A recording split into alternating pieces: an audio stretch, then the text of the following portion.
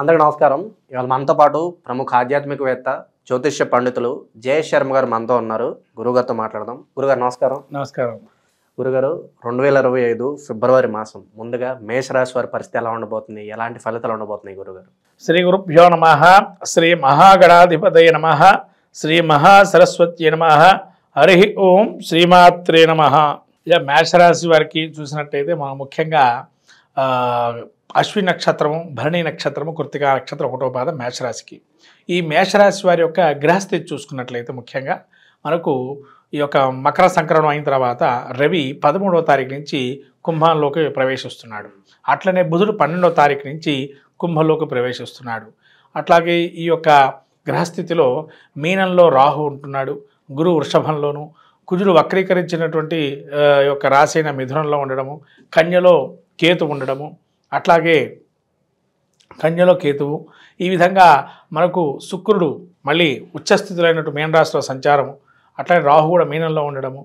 ఈ విధంగా మనకు శని కుంభరాశిలో సంచారం. ఇది ప్రధానంగా మనం గ్రహ సంచారం చూసాం. ఈ గ్రహ సంచారం మేషరాశికి ముఖ్యంగా ఇక్కడ చెప్పుకోవాల్సింది ఏంటంటే ద్వితీయ స్థానంలో గురువు ఉన్నాడు కాబట్టి ధనపైనటువంటి చాలా లాభాలు అనేవి గోచరిస్తున్నాయి.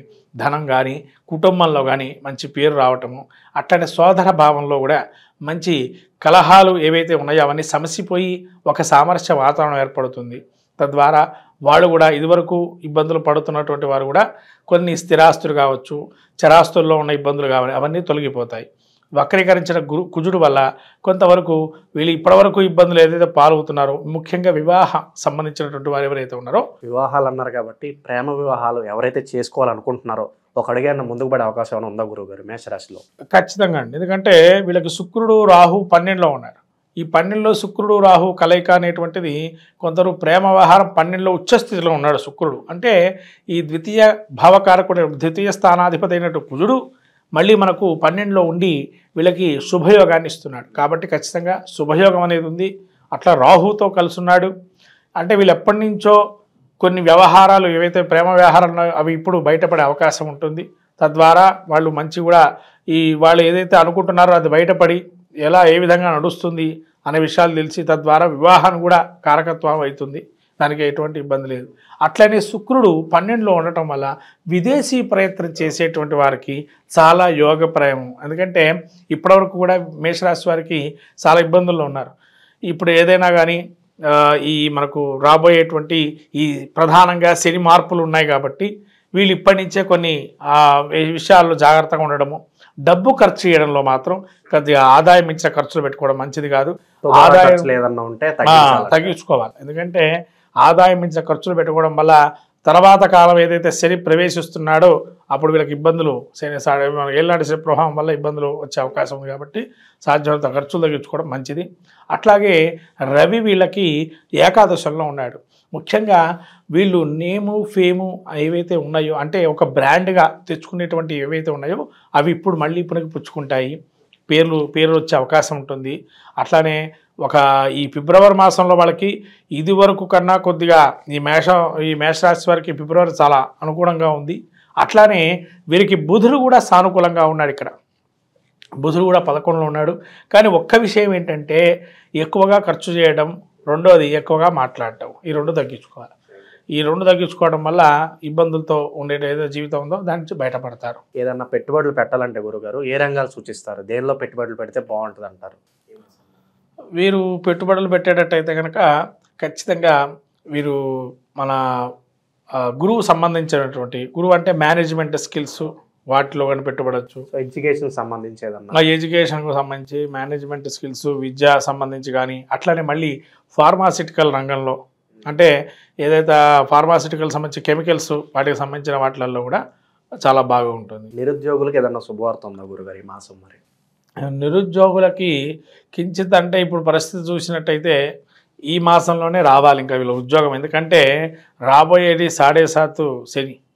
ఇక ఆ సమయంలో కొద్దిగా కష్టతరమైన అయినా కానీ వీళ్ళు ఈ గురువు అనుగ్రహం ఇంకా వీళ్ళ మీద ఉంది కాబట్టి ద్వితీయ స్థానంలో గురువు ఉండడం వల్ల ఖచ్చితంగా వీళ్ళు మే లోపల సెటిల్మెంట్ అనేది రావాలి. వీళ్ళకి గట్టిగా ప్రయత్నం చేయాల్సిందే.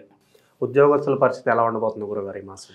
కొద్దిగా డబ్బు పరంగా ఉద్యోగస్తులు ఇబ్బందులు ఉన్నా అయినా బయటపడతారు. కాకపోతే కొద్దిగా ఉద్యోగంలో ఉండేటువంటి వారికి ఒత్తిడి అనేది ఎక్కువగా ఉంటుంది. ఎందుకంటే రవి 10లో ఉన్నాడు 12వ తారీఖు దాకా.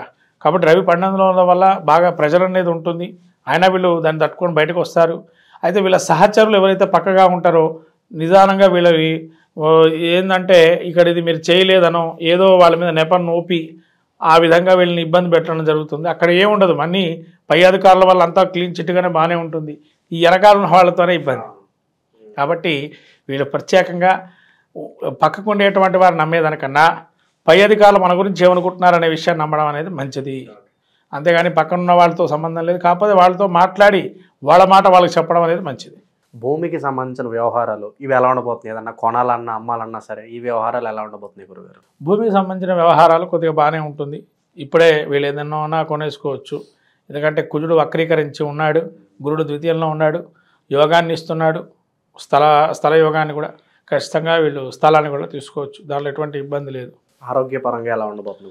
ఆరోగ్యపరంగా వీళ్ళకి రాహు 12లో ఉండటం వల్ల ముఖ్యంగా వీళ్ళకి శస్త్రచికిత్స లాంటివి జరిగే అవకాశం కూడా ఉంది. కాకపోతే ముఖ్యంగా కంటికి సంబంధించిన వ్యవహారాలు జాగ్రత్తగా ఉండాలి.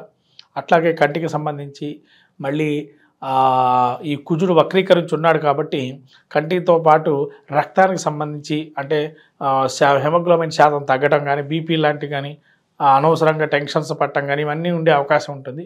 వాటి నుంచి బయటపడే అవకాశం ఎక్కువగా మీరు చూసుకోవాల్సింది. ముఖ్యంగా టెన్షన్గా పడొద్దు. టెన్షన్ పట్టడం వల్ల ఏమైనా బీపీ పెరగటము లేదా ఆటోమేటిక్గా మనకు పల్స్ రేట్ తగ్గటము ఇవన్నీ ఉండే అవకాశం ఉంటుంది. కాబట్టి టెన్షన్ పడకుండా ఉంటే మనకు సానుకూలంగా ఉంటుంది. మీరు అన్నట్టుగా కంటికి మాత్రం ఖచ్చితంగా 1-2 సార్లు కంటి కనబడకపోతే ఏదైనా కంటికి సంబంధించిన ఇబ్బందులు వస్తే వెంటనే వైద్యుని సంపాదించడం మంచిది. ఇంకా మంచి ఫలితాలు పొందడానికి మేషరాశి వారికి ఏదన్నా రెమెడీస్ ఉంటే తెలియజేయండి గురుగారు ఈ మాసం.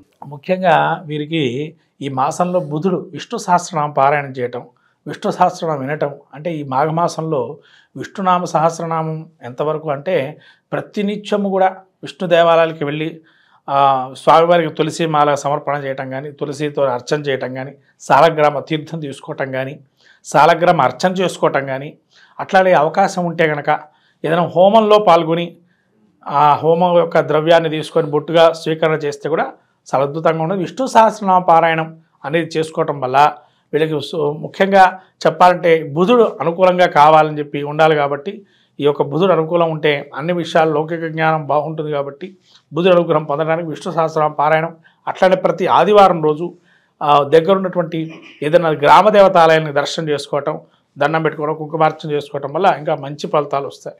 మనకు రాబోయేటువంటిది ఈ మాఘమాసం, ఫిబ్రవరి నెల.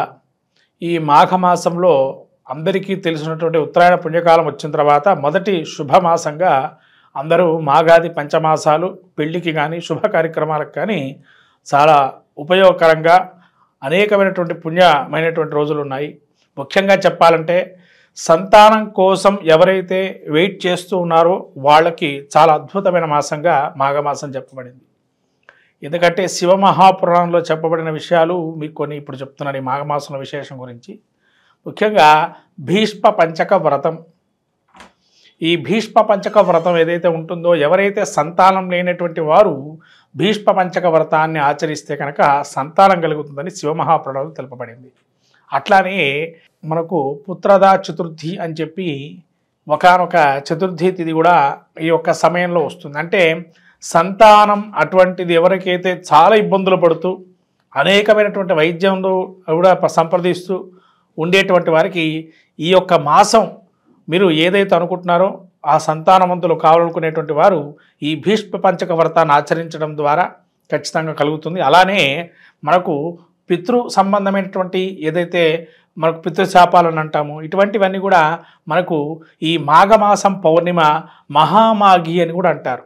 కాబట్టి ఈ మహామాఘి ఏదైతే ఉందో ఈ మాఘమాసంలో వచ్చేటువంటి పౌర్ణమి రోజున ఎవరైతే ఉపవాసం చేసి లలితా సహస్రనామం పారాయణం చేసుకొని నవనీతాన్ని కానీ పాయసాన్ని కానీ చంద్రుడికి సమర్పించి అమ్మవారికి ఉపవాసం ఉన్నట్లయితే ఖచ్చితంగా ఆ విధంగా మనకు ఉత్తర పీఠిక లలితా సహస్రనామాలు ఉత్తర పీఠికలో ఉంది. ఆ ఉత్తర పీఠిక మీరు చదువుకున్నట్లయితే ఖచ్చితంగా ఎన్ని సంవత్సరాలు కానీ ఎన్ని నెలలు చేస్తే ఈ ఫలితం వస్తుందో కూడా చెప్పబడింది. అలా శ్రీచక్రార్చన ఇవన్నీ కూడా ప్రాముఖ్యంగా మాఘమాసం చాలా విశేషమైనటువంటిది. అట్లాగే మీకు ఈ భీష్మ ఏకాదశి అని అట్లానే మనకు మహామాఘి అని, మహాశివరాత్రి ఇలా పర్వదినాలన్నీ కూడా ఈ మాఘమాసంలో వస్తాయి. కాబట్టి ఈ 12 రాసుల వాళ్ళందరూ కూడా ఈ మాఘమాసంలో కూడా అనేక పుణ్య కార్యక్రమాలు నెరవేర్చుకొని, అందులో మాఘ స్నానం అంటారు. ముఖ్యంగా మనకు మాఘ పురాణం కూడా ఉంది. అంటే పద్మపురాణం అంతర్గతంగా ఈ యొక్క మాఘ పురాణం కూడా ఉంటుంది. అంటే పద్మపురాణంలో ఎవరైతే విష్ణుమూర్తిని ఎక్కువగా వైశాఖ మాసంలో కానీ, అట్లానే మనకు కార్తీక మాసంలో కానీ, ఇట్లా మాఘమాసంలో కానీ ఈ పురాణాలు మన అందులోంచి తీసుకోబడింది.